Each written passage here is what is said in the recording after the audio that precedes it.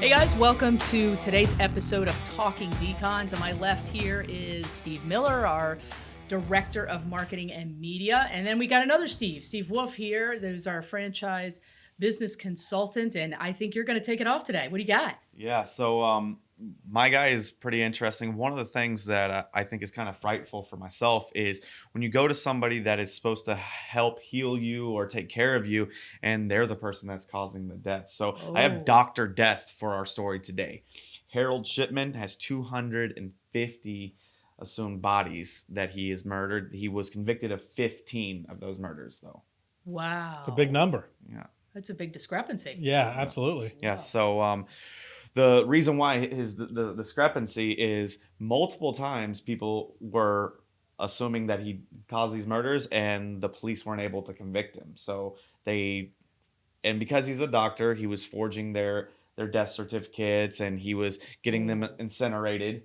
So he gets to cover up everything. Yeah, no evidence. That's kind of brilliant. It is. There's no body to do an autopsy after he's already signed off on cause of death. Sure. Absolutely. So what year is all this taking place? Yeah, so his crime started in 1975 and ran all the way to 1998, so 23 years. Whoa. That's wild, man. Where at? Where's this at? So this is in England, Hyde area in England is where all this happened.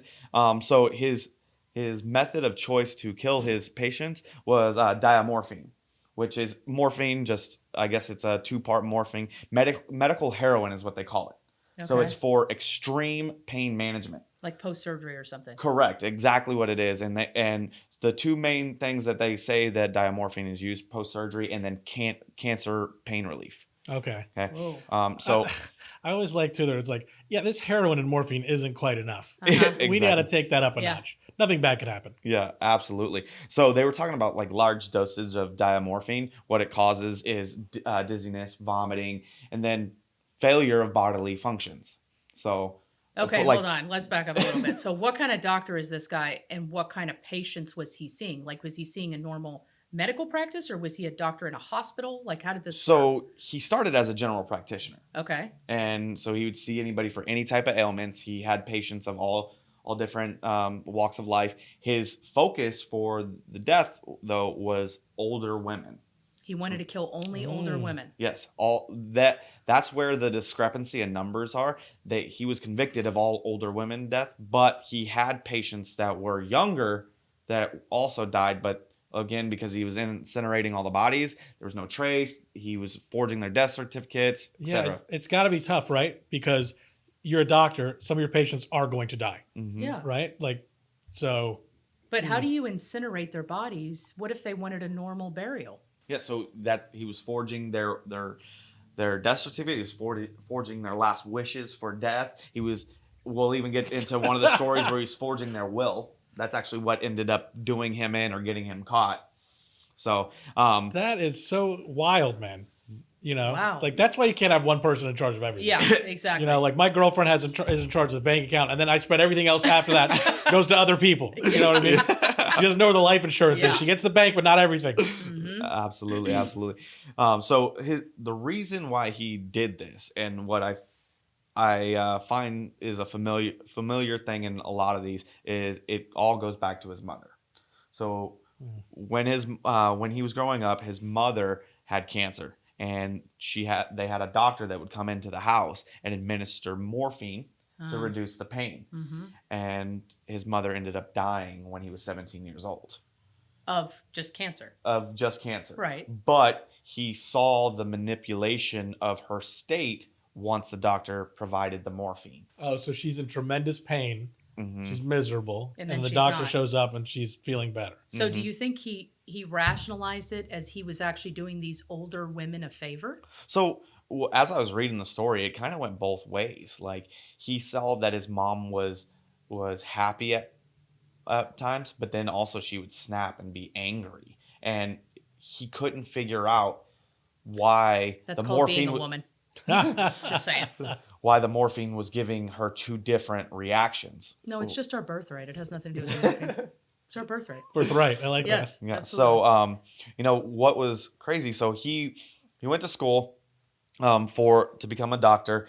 He got his license, in 1970. He started doing some general practice stuff. He actually already got in trouble for forging forging prescriptions for himself. He was self-prescribing Demerol to himself. And they ended up catching him. Of course, like any drug addict, you overdo the number of prescriptions. And they caught him. All they did was give him a 600 euro fine and send him to rehab for a couple of months. Did not revoke his license. And this is early on in his career? Yes, this was year one. What could possibly happen with your doctor being a drug addict? Yeah. Nothing. Yeah, so that to me was, okay, red flag number one. Okay, so slap on the hand. Yeah. So then he has to move from his practice there. Of course, he gets terminated, let go. He goes and he decides that he wants to open his own general practice. I don't know how that's acceptable. Yeah. You own your own practice after we caught you in somebody else's practice. So he opens his own practice and he starts servicing clients and making sure doing things. And this happened in 1974. So there was a little lapse of when he went in rehab. He was trying to figure out, I guess, find financing, set up his own practice. So 71, he gets in trouble. 74, he opens his own practice. Okay, 74 is when the deaths start. Oh, coincidental.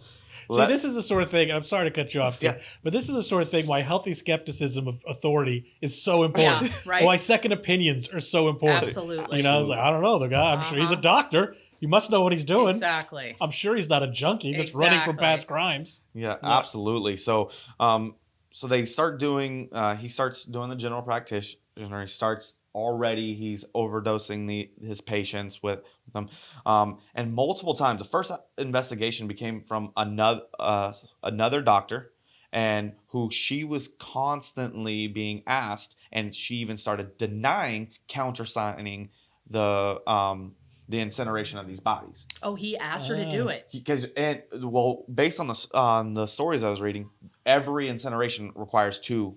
That's good policy. That makes good sense. Checks and balances, Right. Absolutely. And she was doing it initially? And then she was like, listen, I don't care who you are, 20 bodies in a month doesn't make sense. Uh-huh.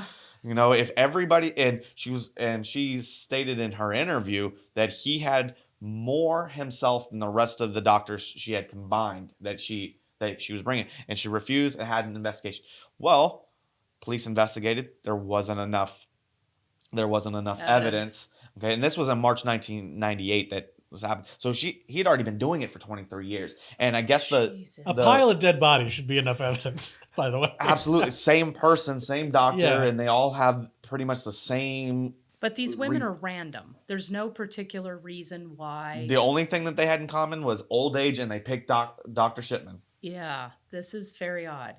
So did he have a large forehead? Oh yes, he did. Yes, I large knew it. forehead, Coke bottle glasses. I told you. I'm onto something, people. So they did that investigation in March 1998. 5 months later, after he got through after he was cleared of that charge, a taxi driver had the same concern that he was dropping off elderly patients that seemed in good health, and they were all ending up dead. I've never been a taxi driver, but there must be obviously we know there's at least 250 bodies, right? But it's amazing that it's so blatant that even a taxi driver's like, this guy's not good at his job. Yeah. I keep bringing people here. They're not coming out. That's pretty blatant because they don't notice anything. I mean, Yeah. I've tried to rob them before in New York City and they didn't even know. They just let me off at the next stop. They're oblivious. Yeah. Yeah. I mean, and that's the whole thing. I've never ridden in a taxi. I'm the Uber person. Yeah. You've never ridden in a taxi? I've never ridden in a taxi. How old are you, Steve? I'm 35, grew up in LA, never ridden in a taxi. LA, wow. Yeah. Never talking Louisiana? No. Is that what's going on? Los Angeles. But never ridden in a taxi. But even with that, I know like taxi drivers aren't like, hey, I'm going to have one taxi driver for this city. So thinking if the same guy's like, man, I drop a lot of people here and they're all dying, and there's still an assortment of other taxi drivers, like if he has enough candidates to say I'm concerned about all my riders are dead for sure, then unless it's like the only thing, unless he was like a medical shuttle, but Well, but you would call it that, you wouldn't say a taxi. So are they dying immediately so they're going to the office for the appointment? Are they dying immediately, or is he giving them like a take this twice a day type thing, and then they die later. It's a subtle dosage that he's overdosing them over a period of time. So how the hell would the taxi driver know this? Because say he has a patient, she's dropping them off 1 or 2 times, and the next time she's dead, and he's reading it in the newspaper that the obituary. But I mean, your taxi driver's also reading obituaries. That's kind of morbid as well. I guess what I'm struggling with is more reflective of me as a person, because I'm like, I can't imagine being that observant about the world around me. Right? Like I'm so focused on the things that are right in front of me. I probably like, it's amazing the things that I will not notice. Yeah, and what I was thinking about as I was digging into it is I think of a taxi driver kind of as your barber and everything else. As you have you have a customer in your chair or in your seat, you're chatting, you're trying to build that rapport. Give me a good 5-star review, give me a good tip and everything. So they're building that rapport, and you're talking to, Joanne, and she's talking about her trip that she's going. She loves her grandkids. And then, she's like, yeah, I actually like you as a driver. Come pick me up next week. And you read in the newspaper, she's dead. They must be calling him directly and pick me up. And, because when I think of taxi driver, I think of, I'm standing on a corner, I got my arm out, or I just call a yellow cab and some random dude picks me up. Yeah. Absolutely. So, like I said, the taxi driver tells about the stories and everything. Do the same investigation. Okay, wasn't able to prove it. Oh my God! So now, Sherlock Holmes was not around. Is what you're saying? Holy smokes! 5-month period. 2 different people in 2 different industries accuse this guy of the same exact thing, and the police decide not to dig deeper. 3 months after the second investigation's over, when they actually find probable cause to arrest him, they find out that 3 bodies after that second investigation happened within a month. He closed the gate. They closed the case and was like, they're never going to catch me, so let me go ahead and start killing people. I'll ramp it back up. I'll go crazy now. Absolutely. I've been investigated twice. Nothing's happening. They can't catch me. He probably thought he was infallible. Of course. Criminal mastermind. Bulletproof, Yeah, absolutely. So he's in a right position, though. As a physician, you could get away with a ton. 250. 250. Yeah, 250. That's more than a ton of women. Yeah. So how he got caught was his last murder was of a lady named Kathleen Gundy. Okay. Same thing, overdosing her on the diamorphine, everything. She actually ended up dying in her own house. Okay. But what ends up happening is her daughter, Angela Woodruff, actually got notice that her and her children were not in the will. Oh. And that there was a signature, assumingly from this Kathleen Grundy, that 386,000 euros were signed to Harold Shipman, Dr. Death. Dude, like that's like robbing the bank without even a mask on. We have a winner. Yeah. Yep. And so I guess he kind of picked the wrong person, because Kathleen Grundy's daughter is a lawyer. And she's like, oh, you're going to try to pull this on me? Yeah. All right, we're going to tie you up. So doing all this, did the verification, checked signatures, found out it was fraudulent.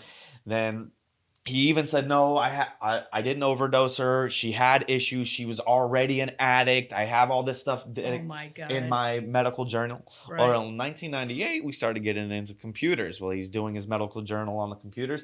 What Mr. Shipman didn't know is there's an audit trail of everything you type into your computer. So his medical journal wasn't created until after the death, and once he found out he was under investigation for her. Got it. That must have been such a fun time for investigators when criminals didn't really understand how computers work, and you're like, oh, I'll get around this. I'll just put it in here right now. Exactly. Like, that must have felt so great to sit down in front of them and push the computer and go, no, you filled it out Tuesday. Yeah, exactly. Absolutely. And also imagine telling somebody, no, your mother was a junkie. My mom. My mom was a drug addict. Yeah, I would have just known missed that. I just missed it, I guess. Yeah. It was pretty crazy that it went back and forth. She and both the attorney and the lawyer, the daughter, and the police definitely put it down in front of him, and that's when everything unfolded. Did he admit it? And he admitted to that one.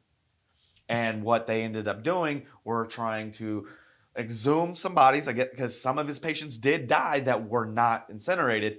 And then they also were able to find, which I didn't know, that they can test incinerated bodies as well. What? Whoa. I did not know that. Yeah, and they tested to found traces of incinerated bodies of diamorphine. That's wild, man. Whoa.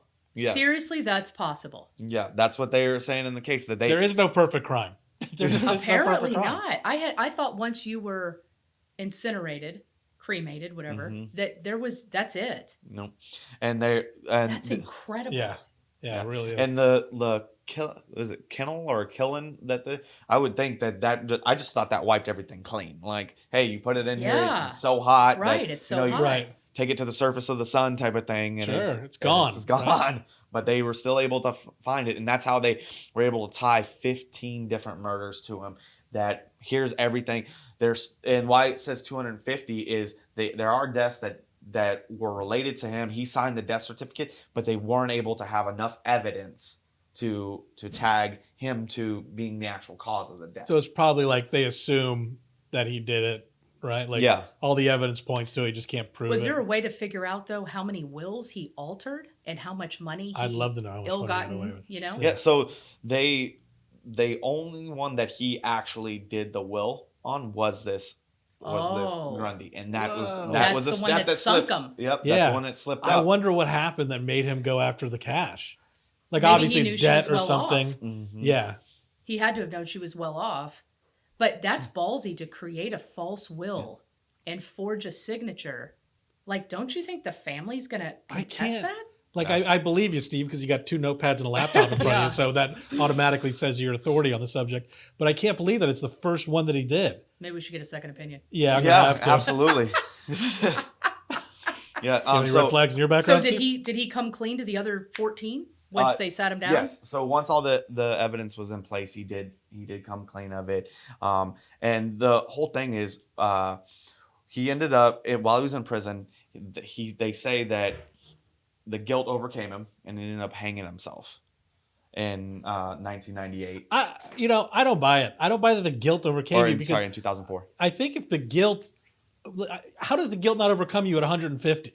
I think it's like because you got caught and now you don't want to do the time. That's it. Right? Like, or the shame, maybe shame, where it's like now I'm publicly being shamed, but it can't be the guilt of the act. But how long was he incarcerated before he killed himself? 1998 to 2004 was January 13, 2004 is when he hung himself. So you've got this guy that's clearly highly educated, probably lives very well off.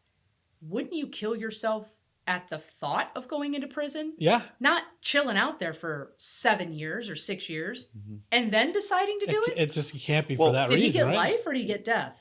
No, he got life. It's he UK, wasn't I don't think there's a death penalty. I could be wrong, though. And my thing is, he's probably a sociopath, and until the case is over, he's like, oh, I still can get out of this. Oh, I bet you're right. I absolutely get out of this. They're not going to be able to prove everything. Yeah. They're all narcissists. That's a good point, because I'm thinking he's in prison for 6 years, so the case must have been wrapped up for a while, but we all know how slow justice works, So absolutely. And nobody cares about him anymore. Nobody's talking about him. The glare's off of him. He's not going to court anymore. All that's left with is the rest of his life in jail. Yeah, now you're sitting there by yourself with your own thoughts, and you are now deemed a failure because you weren't successful at your murders and your success, and they caught you. So now what are you going to do? Right. And he's not treating that original pain that he had, which was his mother and everything. So he's not able to treat that anymore through himself. Too. So he's not able to kill any more people. I always question away. any time we hear about people allegedly hanging themselves in prison. Do you know how impossible that is? It seems like it would be. There's nothing to hang it from, first of all. And, I mean, the ceilings, it's not like they're high. Well, I watched The Wire, and I saw how they killed Avon Barksdale. Right. Or, excuse me, Dee, not Avon. Yeah, that was a great show, by the way. Yeah. But, I'm not buying it. Like... Yeah, I mean, but don't they, I thought that in prisons they changed all that stuff. That's why everything's nailed down, because people would flip their bed up and hang themselves with that. That's why your fabric isn't easily ripped apart, because they were using that stuff. I mean, they even talk about today, even with all the updates on how they limit people's ability to get stuff. I mean, shanks are being made out of the they still get stuff in there. Yeah. Oh, it's amazing what you can put in the human butt. It is. It really is. That's so funny that you brought this up. I'm always bringing up the human butt, Laura. I have had personal experience with pulling out an entire 8-ball of crack cocaine out of a woman's vagina. Yep. The bag was hanging out of her vagina, so it warranted a search. Of course. Yeah. A mini 9mm Glock out of a man's butthole. Yep. He fit that in there. That is a was it loaded? keystering. It was loaded. Oh, come on, man. Ready to go and loaded. Come on. And how's that ready to go? I mean, 1 second. Yeah. Well, he was clearly more limber than me. Yeah. So, he made it all the way into processing at the detention center. And I guess when they were strip searching him, they're like, I see something black. The butt of the gun was in his anus.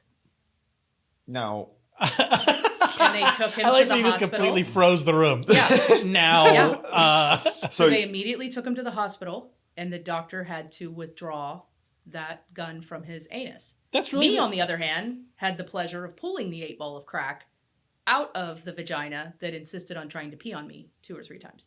So I'm curious as to why you left the police force exactly. Well, it was so glorifying. It was. So people will stick amazing things in amazing places. Did this woman claim that the crack was not hers? Yes.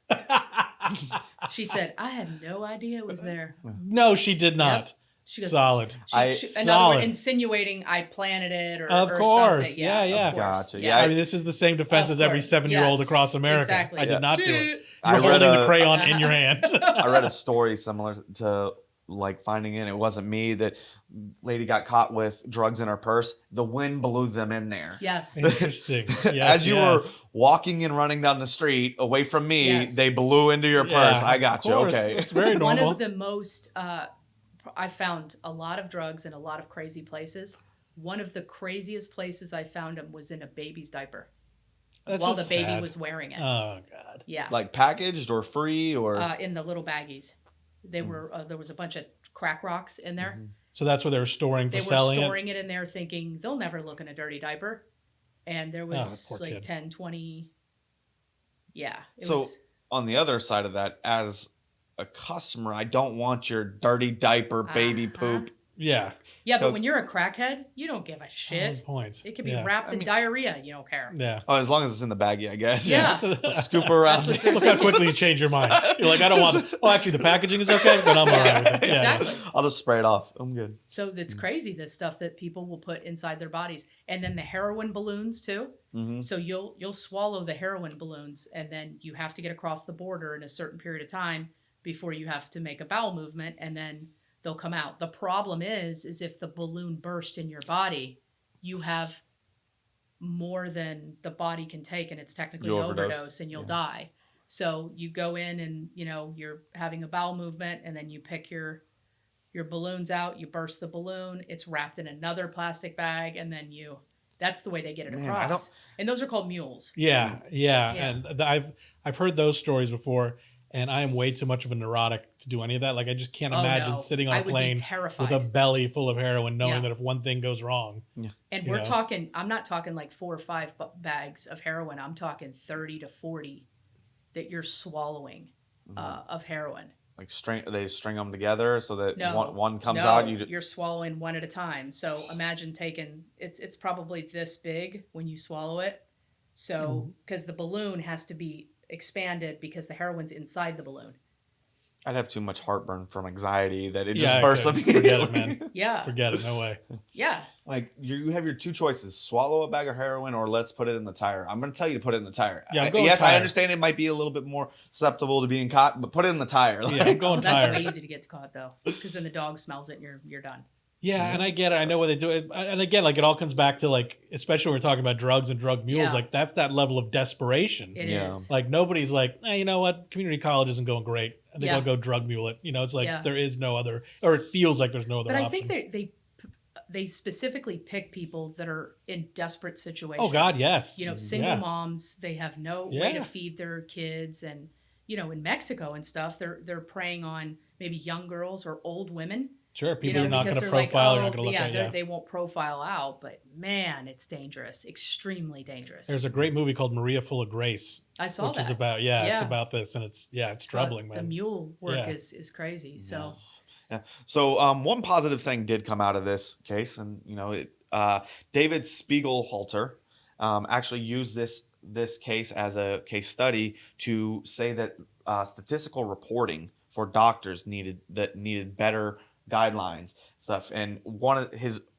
opening argument was in the difference between 1996 and 1998, the cases of elderly women that died from the age of 65 to 75 doubled. Wow. And he said that would have been a red flag. Exactly. And, Wow. And what would it have harmed us just to investigate? Yeah, and I would assume that any reputable doctor, although it may be annoying, like I got to go down and do this interview and I got to justify all this stuff, but I would assume that any reputable doctor really would welcome something like this because it's about protecting people. yeah, but when you look at this case in general, it doesn't meet the normal criteria that other serial killers have. For example, he's not getting that satisfaction of killing that person, right? Because they're dying days later. Mm-hmm. He's at random, right? Yeah, There's no it's not monetary like a gain. personal connection. No monetary gain, no anger or hatred towards a particular group. But if it was mostly older women and if it was traced back, like I am curious because it doesn't feel like anger or No. hatred. It feels like he's replicating his mother's death over and over and over again. Mm-hmm. Did he ever explain why he did this? Did he ever have a conversation? Because like Yeah. I get you said at the top where it's like he saw this doctor come and give his mother some relief. Right. And so it's like it's almost the opposite of anger and hatred. He's almost replaying this what in his mind is a kindness. Well, that's what I thought. Is he Yeah. is he thinking he's doing these women a favor? But apparently they didn't have cancer. They weren't terminally ill people, right? Correct. They were just generally coming for a checkup. Yeah. All these people that came into him, they were doing general checkups. They were just, hey, I'm going to the doctor. Of course, there's always this one like my knee hurts or whatever, Yeah. but it wasn't, hey, I know I have terminal cancer. Please take care of it and Right. walk me through the process to get healthy. It wasn't that. It was, hey, I have a general ill. So what you're saying is if I go to the dentist, my butt shouldn't hurt when I leave. Exactly. But I love my dentist, and it always does. It always does. I'm like, I didn't think that was right. He tells me I got to see him every month. It's very bizarre. Yes. I'll get a second opinion. But yeah, when he did the interview, when he was trying to explain, and he did tell about the history with his mother, it was very convincing that was the reason that he was doing it. And like I said, him even as a doctor couldn't explain the different reactions that his mother had towards him, and he was trying to figure out while as a young doctor what was the difference between her being nice and loving to him and him not doing anything different, and then her snapping and after the morphine being mad. So getting to it, the control was everything's the same, I'm going to act the same, there's nothing going on. The only difference is now she's mean or now she's nice. And, the psychological constantly trying pain to figure out that riddle. Yeah. But you're not. What confused me is, like you said, he's letting them go home. He's not seeing these people. Right. They're coming back to him and everything. And it just, okay, well, I didn't get enough to review over this patient because they ended up dying because I overdosed on them. Right. Let me get a new patient. Right. So if they're dying at home, how is he controlling the manner of autopsy and disposal of their body? Because some of them got cremated, some of them didn't. He's listed as the general practitioner and for it, and so he says, "Oh, she wanted to be cremated." Mm-hmm. You see, Yeah. doctors have godly powers, It's tremendous. and that's why they have. have the Hippocratic Oath and stuff Yeah. that you hope that they use it ethically. Which is why we see so much of, not so much, I don't want to over exaggerate, but which is why we see when one of these sort of angel of death type people, Yes. they're able to go for so long and have such a deep, big impact because they are in this huge amount of this position of power where they can control so much, Yeah. and nobody considers them right away. So I learned two major things: get two opinions, and also I had no idea, and I'm ashamed to say that you could get DNA and other evidence after the body's been cremated. I had no idea. I had no clue. Yeah. Yeah. No idea. Yeah, that's impressive. And I'll tell you, have you ever seen a body being cremated? No. It's horrifying. No. It's it looks like a submarine. It's very cylinder, and it has a tray that comes out almost like a morgue tray, and the person goes in, typically in the bag or whatever, sometimes not, and they get put in there, and then you're cranking it up like you would a fireplace or something, and it gets crazy hot. Like it happens so quickly, but to go down to ashes. What is the fuel that they use for to make It's- it so hot? It's an interesting question, It's- Steve. Are you yeah. planning something? Yes. No, that I don't know, because it was a system, like a Okay. chamber. And they literally, it looked like a knob on an old TV. They Mhm. literally just turned the knob and the flame came up. So I would imagine it's some type of kerosene or some oil, Gotta be, right? some type of oil Yeah. type. Yeah, I mean, Propane. because multiple fuels like gas and diesel have different Yes. ignite points, and they burn hotter. And that's there. I mean, what's burned so hot that you know it's going to incinerate everything? Right.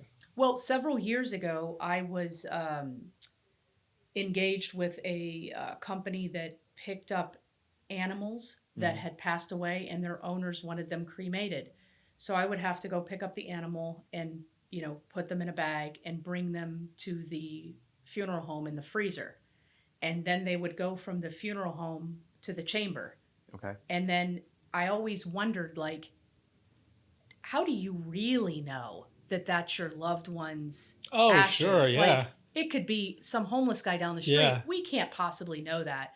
So, I think people kind of just ask for the urn and stuff out of symbolism, but there's no way to really know unless apparently you test it after the fact. But I probably had, 20, 30 animals in this freezer, and they would just boom, boom, Yeah. boom. And then it goes out to, they pick an urn, and it goes from there to the Wow. urn. And, Yeah. it's, I couldn't do it for very long. It upset me. Yeah, I can't that would- see the animal. No. If it was just a bag, I could do it. But when I had to put the animal in the bag, I was like, I can't do this anymore. Yeah, it's special people that do that work. Like it's Yeah. it's important work. It really matters. It's no different than what we do. Yeah. It's not for everybody. And I'm not one of know? those special people. I am Yeah. special ed. However, I'm not special people. One of the things that I thought, and maybe you could Mhm. shed some light on this, as being a cop, is how do you, as a cop, go to somebody after their person's been deceased for so long and be like, "Hey, I need to test your ashes because we believe they might have been a victim." It's a search warrant. After, Yeah. but I mean, think, Steve, you lost someone 10 years ago, and you're reeling in that, and maybe you're starting to recover from that pain, and then I come to you and say, "Hey, now I need to drag that all back up to the surface because I Right. need." So this is really interesting to me because, you watch movies and they're exhuming bodies, or Yeah. you read news stories and they're exhuming bodies. And I freely admit that I'm not a normal human being, but I never understood why people were bothered by it. Like, I'm like, No, me either. like, and I understand digging up the emotional part of it, like, oh yeah, and reliving it. I get that. But Yeah. I think, like, for me, I'm like, you can just throw me in the dumpster out Yeah. back. Like, I'm cool with Yeah. it, so my the thought is body like, farm. I really don't mind. Yeah. Yeah. I really, like, to me, it's like, so my mother passed away. If somebody came to me like, hey, like, we think that your mother Yeah. may have been a victim of a crime, I would be fine Yeah. with them digging her. Yeah, Yeah, let's solve cool. it. Let's see Yeah, what's going let's on. do it. Yeah. For sure, Yeah, it because my wouldn't bother me mother either. is gone and I Yeah. love her. She was the best. Yeah. The best.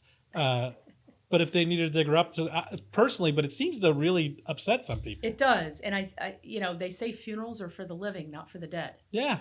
And it's a ritual. It's kind of a ritual, no different Sure. than any other ritual from another thing. But a lot of people are going to different types of burial now. If you haven't noticed, a lot of people are going to out to sea, Ooh, I like and that. they're being let go out to sea. A lot of people are being cremated because they're just looking at it as, why am I going to pay 10 grand for a funeral so she can go in a box and decomp? Right. Yeah. Yeah. Right. So to speak on what you're saying about that, I did. So when my father passed away, we had him cremated, and one of the things that my dad and my mom had talked about is my dad was a big skydiver. He loved to skydive, so he wanted to do an ash dive. That's cool. That's Where cool. you That's got super it. So cool. I was the person that did the ash dive for him. Oh, They gave that's me awesome. a tube of his ashes, and as I jump out of the plane, How so emotional. relieved. Well, we're on the ground. We go through the how it's all going to go down. I wasn't certified to skydive by myself, so a tandem instructor was going to tap me when it was good for me to do this. His friends that were skydivers were going to dock on us. I'd get the tap from the tandem instructor, and then I'd release. Well, the tandem instructor had to tap on me 4 or 5 times because I was not ready. Oh. And it was more the emotional part of it. I It can't was imagine, like, Yeah. I know this is time, but I gotta let him go. I'm holding my dad. Yeah. And sorry, I'm getting emotional No, about you it. don't But, apologize, but man. I That's didn't heavy. even have a good relationship with my dad. And I felt connected with him at that moment. Yeah. So But how did you feel after you did it? Did you feel like I did exactly as he wanted? Yeah, I had the biggest smile on my Yeah. face when I landed. Yeah. But that moment I couldn't handle it. Yeah. That's hard, man. Yeah. It's it really is. hard. There's always these Absolutely. moments when we're grieving. Yeah. Through the funeral process, there are a couple different moments that happen. Like for me, my best friend growing up all through childhood, he passed away when we were 29, and I did okay keeping myself together until I saw him in the casket at the funeral home. And then it's like I just sort of collapsed. And the same thing with my mother. There was a moment, same thing, where it was like, oh no, and like you just fall to pieces. It's hard to tell. You never know. But it makes sense because you're at that moment where this is what my father wanted, and this is the last moment, maybe connection, where I'm doing one of his wishes. It's heavy, dude. Yeah. It's really heavy. Special though that you're able to do that for him. Yeah, That's cool. And it was great. And like I said, once I was down on the ground, it was perfect. And I was like, man, I did what he wanted. Yeah. But it was so hard to do it at that moment. Like I I said, can he had to tap me 3 or 4 times, yeah. and it was just all right. And I use that terminology, but I had to jump out of that plane again. Right. Like when I did it, I was like, okay, jump out of the plane. Right. So Have you ever skydove before that? yeah, so I've done tandems and everything. Okay. So when I turned 16, that was my dad's gift to me. That's cool. To skydive by yourself, you have to be 18. But because skydiving actually just in, I think, 2005, no longer became an experimental sport. So the military's doing it. You're jumping out of planes, but it's an experimental sport all the way up until 2005. So they didn't have real strong regulations on how and when you could do your skydiving. So you could go through your training and all that. Yeah, I forgot what the name of the training is, but to do it by yourself, you have to do 21 like instructor-led dives. Right. That you're doing a tandem, then you're doing you do like 15 where you're on radio and they're talking you through the steps you're checking while you're under canopy and stuff like that. So I've done my tandem. I'm actually also airborne qualified, so I did it in the Army. I know how to do a PLF and all that stuff, but not certified to jump by myself. No. Okay, right on. Wow. Yeah, because I love my dad very much. My dad was airborne as well. And if that was his last wishes, we're going to have to figure something else out, Dad. Like, I'm going to have to shoot you up. Yeah. Because I can't come down. Yeah. Yeah. All right. Well, I'll continue being a little bitch with you then. Yeah. And not do that. So thanks for watching today's Talking Decon. Please don't forget to subscribe and ring that bell so that you're notified. Don't forget to follow us on TikTok and Instagram at Crime Scene Cleaning. Have a great day.